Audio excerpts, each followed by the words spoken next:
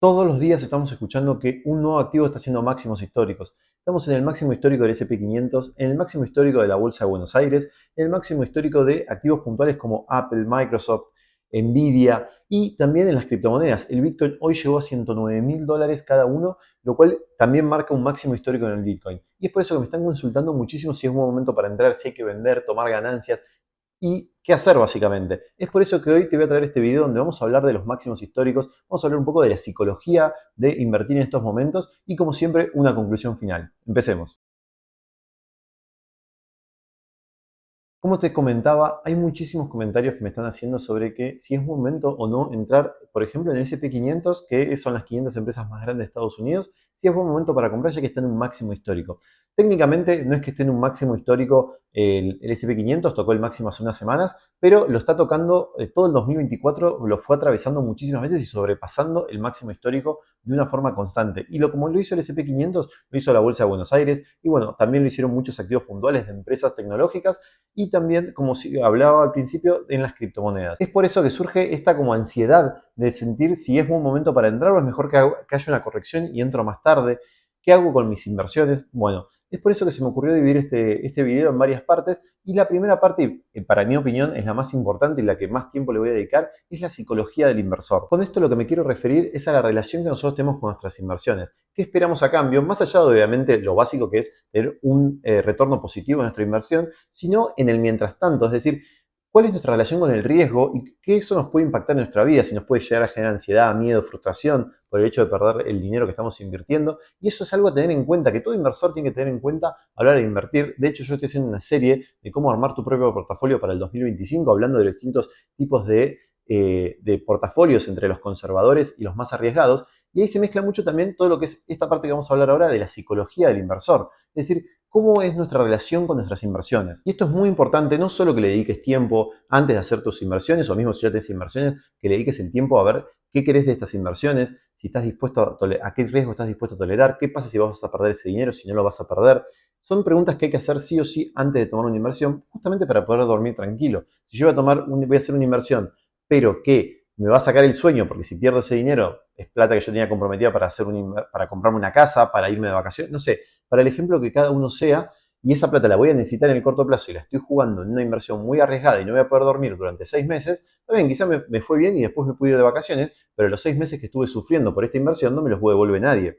Es por eso que esto es importante que lo pienses y que a medida que vayas hablando de los diferentes puntos de la psicología del inversor, te puedas poner pausa y pensar en vos mismo cómo te ves relacionado con cada uno de estos temas. Lo primero que vamos a ver es el miedo a comprar caro, lo que sería el sesgo de anclaje. Esto lo que nos puede llevar justamente es en realidad a no invertir en un activo porque vemos que está en un máximo histórico. Entonces, al ver que está en un máximo histórico, vamos a pensar que estamos comprando caro y eso psicológicamente nos afecta porque sentimos que estamos pagando caro algo que debería estar más barato. ¿Por qué? Porque nosotros pensamos que está en un máximo histórico y que no lo va a volver a superar. Entonces, ya al momento de comprar, sentimos que estamos comprando mal, que estamos invirtiendo mal en una acción, en un índice, porque sentimos que está caro. Obviamente que esto trae consecuencias, que sería el sesgo de anclaje. Es decir, nosotros nos quedamos con nuestro dinero esperando para hacer la inversión, esperando que este activo haga una corrección. Y este activo nunca corrige porque el activo sigue subiendo. Y entonces yo sigo esperando la corrección y sigue subiendo y cada vez la sigo esperando más porque ya el máximo histórico quedó atrás, hizo nuevo máximo histórico y sigo esperando. Y esto me lleva a la inacción, porque justamente, y me lleva al anclaje, me lleva a quedarme quieto. ¿Por qué? Porque no estoy justamente invirtiendo porque me estoy esperando que corrija. Estoy esperando que haya una confirmación de mi deseo, que esto lo estoy comprando caro, y en realidad no lo estaba comprando caro, sino que lo estaba comprando a un buen precio. Esto pasó muchísimas veces a lo largo de la historia. De hecho, en la última parte voy a hablar de casos históricos de distintas acciones, tanto para bien y para mal, que tocaron máximos históricos y bajaron y nunca más lo volvieron a tocar, como empresas que continuamente están rompiendo máximos históricos y siguen creciendo a lo largo de la historia, o índices como puede llegar a ser el S&P 500. ¿Qué hay que tener en cuenta para abordar este tema? Primero, nuestra estrategia. Nuestra estrategia va antes del activo. Cuando nosotros planteamos una estrategia y justamente sabemos qué tipo de perfil somos, nosotros ahí sabemos qué estrategia vamos a hacer de inversión y después buscamos las inversiones e invertimos. No en viceversa, no es que buscamos una inversión y después adoptamos una estrategia a ese activo. ¿Por qué? Porque esto nos puede llevar justamente a evaluar mal los activos y buscar estas correcciones y estar todo el tiempo en pendiente de del activo en sí porque pensamos que está caro y no viceversa. Si nosotros, por ejemplo, queremos invertir en un área puntual porque sabemos que va a haber un crecimiento, porque proyectamos ese crecimiento, puede cumplirse o no, pero nuestra estrategia nos dice, sí, vamos a hacerlo porque la planteaste de esa forma, como puede ser, y hemos hablado en varios videos, te dejo por acá, en el caso de vaca muerta, que puede llegar a haber vaivenes de las acciones a lo largo del año, porque las acciones son variables, pueden subir y bajar, pero nuestra estrategia es otra, es invertir en un rubro en particular en el largo plazo. Y esto justamente es algo que nos puede llegar a evitar tener el miedo a comprar caro. Lo cual nos lleva al segundo punto que está muy ligado también al primero, que es el miedo a las pérdidas, la aversión al riesgo. Está estudiado que los inversores en particular, pero las personas en general, sienten mucho más dolor al perder X cantidad de dinero que placer al ganar la misma cantidad de dinero. Y esto está estudiado en la psicología de las personas, que justamente le damos mucho más peso a la pérdida que a la ganancia de un bien, aunque sea el mismo bien. Y esto impacta obviamente a la hora de hacer inversiones porque en nuestra cabeza tiene mucho más peso cuando perdemos dinero. Y esto nos puede llevar a compensar diferente y a evaluar diferente las acciones y a tomar decisiones erróneas. ¿Por qué? Por el miedo a perder. Y este miedo a perder justamente lo que nos lleva es a una parálisis por análisis y evaluar demasiadas variables justamente a la hora de hacer una inversión y no terminar haciendo la inversión, básicamente. Y esto es justamente porque tengo una aversión al riesgo. Y volvemos al mismo consejo del punto 1, que es primero tienes que conocer cuál es tu aversión al riesgo, es decir, qué riesgo uno está dispuesto a asumir. Y mismo, y esto es algo que hablamos justamente cuando estamos armando los portafolios, no quiere decir que porque vos seas averso al riesgo, es decir, no querés atravesar por riesgo en tus inversiones, no quiere decir que todas tus inversiones tengan que cumplir ese mismo formato. Puede ser que el 90% de tus inversiones sean con un riesgo muy, muy bajo y el 10% hagas cosas más arriesgadas justamente. Pero vos lo sabés a eso.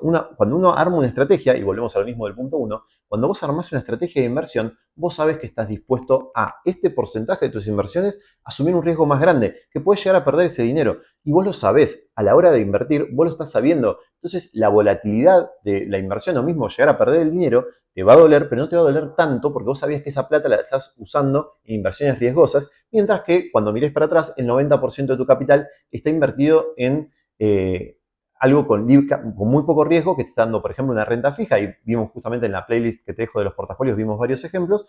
Y eso te puede llegar a dar mayor tranquilidad de que este 10% lo voy a invertir en inversiones más riesgosas. Y si lo pierdo, lo pierdo, pero si lo gano y estás haciendo otro tipo de inversiones y además estás aprendiendo a hacerlas. Obviamente que este 90-10 lo acabo de inventar, puede ser 50-50, 75-25. Cada uno lo tiene que saber y vuelvo a lo principal de este video. Vos tenés que saber cuál es la aversión al riesgo que estás dispuesto a asumir y así armar tu estrategia de inversiones. Para evitar justamente esto, lo que se aconseja hacer es hacer inversiones de forma periódica, o de forma regular, mejor dicho.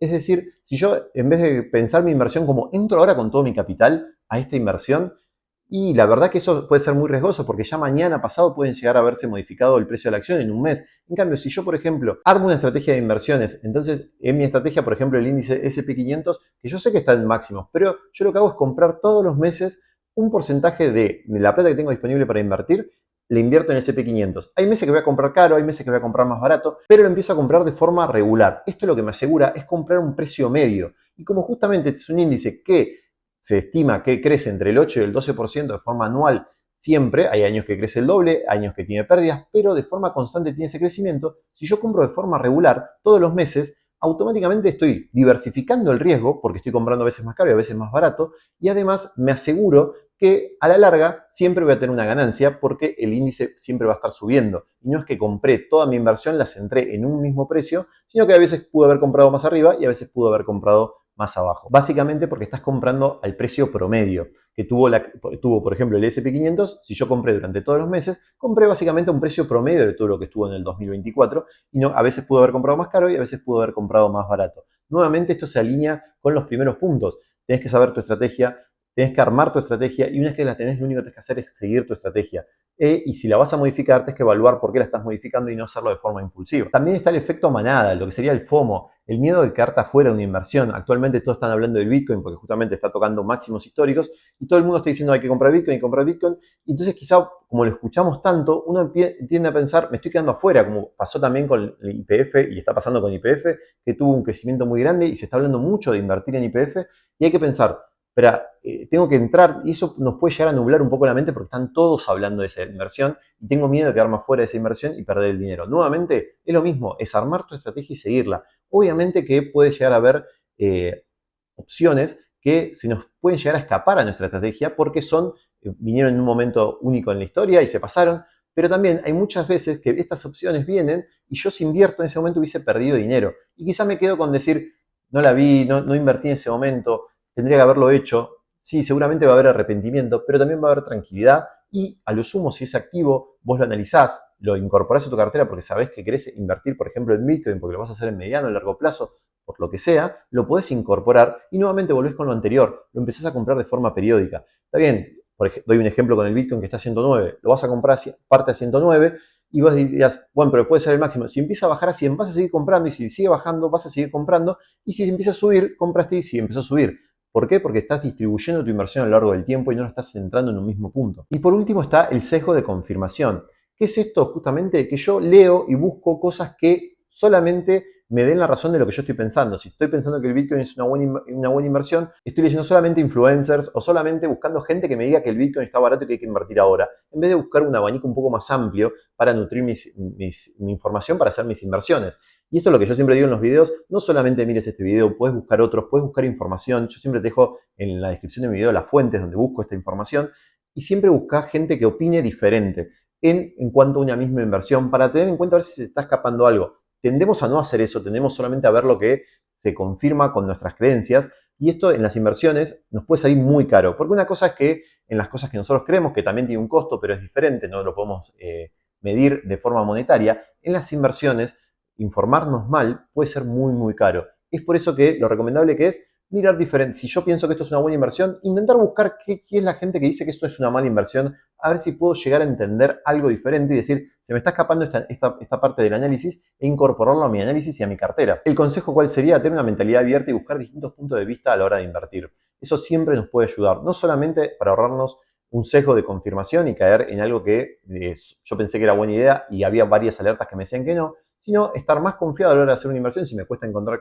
visiones contrapuestas y también estas visiones contrapuestas nos pueden nutrir para nuevas inversiones. Y con eso terminamos lo que es la psicología del inversor. Y el segundo punto que vamos a ver hoy es el análisis técnico fundamental. Estos análisis son diferentes, apuntan a cosas diferentes y ahora te voy a explicar un par de diferencias entre ellas para que vos, a la hora de buscar información al respecto, sepas qué se refiere cada uno y a qué prestarle más atención, o por lo menos lo que para mí me parece más importante de cada uno de ellos. El análisis técnico lo que busca básicamente es analizar los precios y cómo se fueron moviendo en el pasado para intentar predecir los precios futuros. Y el análisis fundamental lo que intenta reflejar es si el precio de la acción está sobrevalorado o subvalorado, mirando datos de la empresa, facturación, ganancias y demás indicadores, y vemos ya que hay una diferencia clara entre ambos. El análisis fundamental mira datos reales de la empresa, mira su facturación, mira cómo está la economía, hace un análisis justamente mucho más profundo de una empresa en puntual. En cambio, el análisis técnico lo que hace justamente es intentar predecir el futuro por cosas que pasaron en el pasado. A ver, y ya esto a mí me hace bastante ruido. Hay mucha gente que se dedica muy a fondo a hacer análisis técnico y tiene videos y demás, y está todo bien, los respeto, pero personalmente creo que algo le falta del análisis técnico. ¿Por qué digo esto? Porque si se pudiese predecir con certeza realmente, serían todos millonarios. O sea, porque podrían ver cómo se va a manejar el mercado en el futuro y lo estarían invirtiendo de esa forma y ya está. Ahora, el análisis técnico lo que tiene es probabilidades también. Justamente el mercado se maneja de formas a veces muy impulsivas. Puede haber bear market, bull market, empieza a subir todo, empieza a bajar todo y hay muchas cosas que pueden pasar de eso, pueden pasar y pueden romper justamente lo que es un análisis técnico que intenta mirar el pasado para predecir el futuro. En muchos casos se puede llegar a cumplir, pero no porque el mercado siempre se mueva de la misma forma. Y eso es una diferencia fundamental a tener en cuenta. El análisis técnico tiene una probabilidad de ocurrencia, pero no quiere decir que ocurra siempre de la misma forma. Hay gente que está todo el día con la pantalla, mira, analiza y puede entender que esto puede llegar a suceder. Personalmente creo que tiene un margen de error muy grande y a la hora de invertir, y mismo las finanzas personales, y invertir plata de uno, no lo recomiendo porque hay mucho margen de error. Y cuando hay tanto margen de error, ya la verdad parece más azar que siempre se repita de la misma forma. Igualmente, te repito, hay muchísima gente que se dedica a esto, que está todo el día mirando estos gráficos y puede llegar a encontrar ciertos patrones. son patrones que depende, es como, y lo usan mucho también la gente que hace trading, porque justamente tienes que estar todo el tiempo mirando las inversiones, tienes que estar todo el tiempo mirando los gráficos, y es algo que personalmente no aconsejo y que genera mucha ansiedad estar todo el tiempo mirando estos precios. Por eso el análisis técnico tiene esta contra que es muy grande para mí. El análisis fundamental obviamente tiene muchísimas cosas a favor porque estás mirando datos reales, es análisis reales y hay métricas que están realmente muy interesantes como la acción cuántas veces representa la ganancia de la empresa y demás que nos puede llegar a dar un indicador, pero nuevamente tiene un poco de margen de error básicamente porque todo tiene margen de error en las inversiones, pero porque hay que ver bien la industria, hay que ver cuándo pasa. Por ejemplo, podemos pensar que una acción está muy cara y puede seguir subiendo, como pasa con muchísimas tecnologías que están a un valor realmente muy, muy grande. Entonces, el análisis fundamental un poco empieza a hacer agua en algunas cosas porque justamente las acciones se manejan por expectativas, no por cómo está la empresa en sí. Obviamente que muchas veces sí, pero no es en la mayoría de los casos. Pero si hay que elegir entre uno de los dos, yo preferiría mucho más el análisis fundamental porque justamente mira un análisis profundo de la empresa y da información que podemos agregar a nuestro análisis a la hora de hacer una inversión. Y también nos puede llegar a dar un cierto indicador del riesgo que estamos asumiendo a la hora de invertir en un segmento de la economía o una empresa en particular. Es por eso que entre los dos análisis yo siempre prefiero el análisis fundamental y creo que si quieres interesarte un poco puedes buscar más videos sobre el análisis fundamental. Yo puntualmente no hago ese tipo de análisis, pero hay mucha gente que lo hace muy minuciosamente, mira los balances de las compañías y te puede llegar a dar distinta información a la hora de invertir en una o en otra compañía. Y a modo de cierre, vamos a traer unos casos como de éxito de apostar en momentos que estuvo en máximo una acción, por ejemplo, o un índice, y algunos que son de fracasos porque se estaba generando una burbuja. El primero, y uno que es bastante conocido, es el caso de Apple. Para que te des una idea, desde 1980 a la actualidad, en el 2025, Apple tocó 200 veces el máximo histórico, lo rompió y generó uno nuevo. Esto lo que nos da justamente es que a veces, aunque puede estar en máximos, la acción puede seguir creciendo mucho tiempo más porque es una industria en crecimiento, porque la empresa vive innovando, es como es el caso de Apple, que ha sufrido momentos quizá en los 90 bastante malos, pero desde los 2000 para acá ha tenido un crecimiento ininterrumpido. Ininterrumpido no significa que todos los días está más alto que el día anterior y todos los años está más alto que el año anterior, sino que puede subir, bajar, pero la tendencia es alcista, como puedes ver en este gráfico, que es el precio de la acción de Apple en los últimos años. De hecho, por ejemplo, y trayendo algo más reciente, en el 2010 había tocado un máximo histórico Apple y se creía que ya la acción había tocado justamente algo que iba a empezar a bajar, que esto no lo iba a superar en breve. Y desde el 2010 hasta el 2020 la acción se multiplicó por 10. Justamente, y eso fue en contra de muchos análisis también, porque la empresa ya estaba tocando, había sacado el iPhone 4 en ese momento, ahora estamos por el 16, y ya se había dicho como que, bueno, ya había llegado una maduración de ventas y demás, y sin embargo, la acción se multiplicó por 10 en los próximos 10 años. Justamente esto es un ejemplo de éxito o de lo que sería más que éxito, de que cuando se supera un máximo, puede seguir superándose muchas veces más y no necesariamente es algo negativo llegar a un máximo. Lo mismo sucede con el índice S&P 500, que son las 500 empresas más grandes de Estados Unidos, en las cuales justamente está incluido Apple.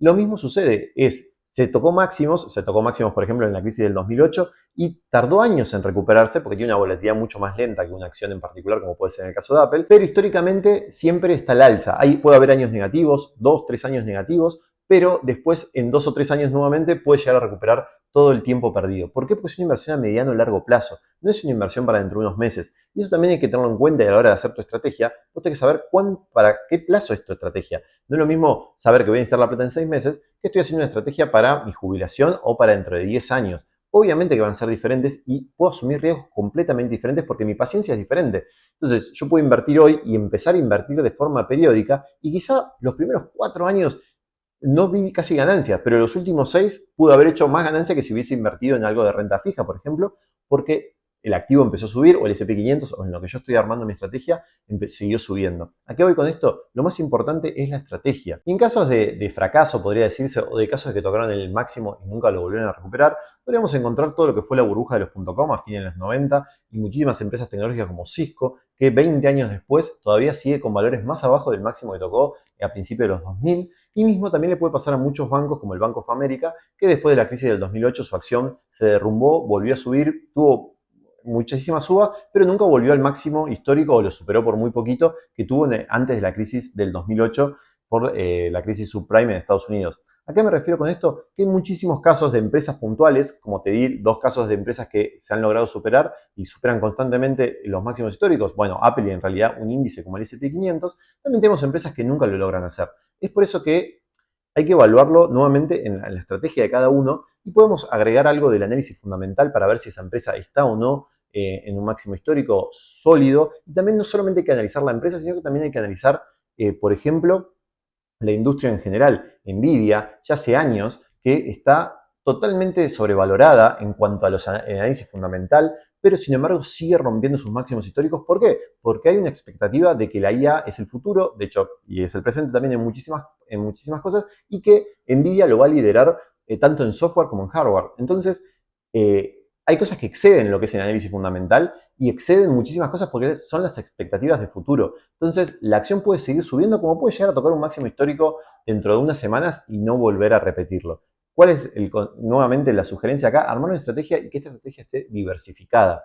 Y además de diversificada en distintos activos y en distintas industrias, también podemos diversificarlo, como hablamos al principio, para evitar ciertos sesgos de confirmación, ir comprando de forma regular en el mercado y no hacer una inversión y no tocar más nuestras inversiones, sino que puedo hacer una de nuestras inversiones un mes y el mes siguiente volver a repetir nuestra estrategia y comprar con diferentes precios y así sucesivamente. También hay muchísimos casos que si nosotros invertimos en un activo y este activo ya tocó máximos y tuvimos un retorno muy positivo, podemos llegar a tomar una parte de las ganancias y reinvertirla en otra parte de nuestro portafolio para justamente diversificar y sacarle un poco de presión a este activo que nosotros sentíamos que ya había tocado un máximo y nos daba miedo que vuelva, que baje y podamos llegar a perder. Nosotros podemos tomar un poco de esas ganancias y distribuirlas, diversificarlas en el resto de nuestra cartera y así también bajar un poco el nivel de riesgo de nuestra cartera porque estamos diversificando entre distintos activos y tomando ganancias de los activos que ya tuvieron una suba bastante importante. Es por eso que no hay que tenerle miedo a los máximos, solamente que un máximo lo que nos puede decir es que hay que hacer un análisis un poco más profundo a la hora de invertir. Ahora te invito a que me dejes en comentarios si vos estás invirtiendo ahora en estos máximos o mismo si alguna vez invertiste en algún máximo histórico que se rompió o que nunca más volvió y que te generó una duda ahora a la hora de invertir nuevamente en una empresa que está en máximos históricos. Cualquier duda, cualquier consulta también te invito a que me dejes en comentarios y hablamos más al respecto. Y si te gustó este video te sugiero que le des like y te suscribas a mi canal para ver más contenido como este. Nos vemos.